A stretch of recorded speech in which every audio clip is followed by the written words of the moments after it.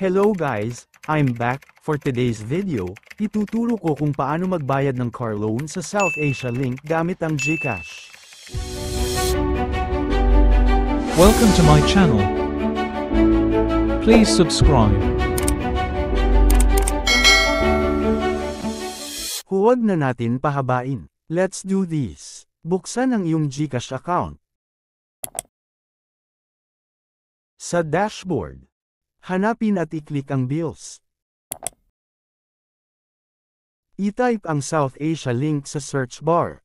Sa kaso ko, naka-favorite na, or naka-saved na ang mga ilalagay kong details. Kung hindi pa, lalabas dyan yung transaction copy.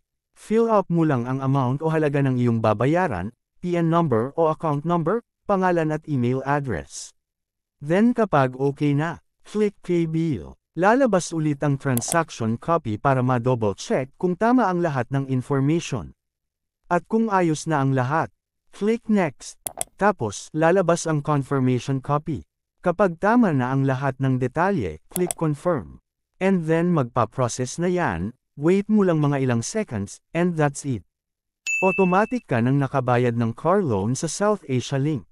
Paalala, may service fee yan na 15 pesos. If in case, pwede mo i-screenshot ang transaction receipt para may kopya ka. That's it for now. Sana ay may na-share ako. Salamat. Please subscribe for more. Kaya naman hanggang dito na lang.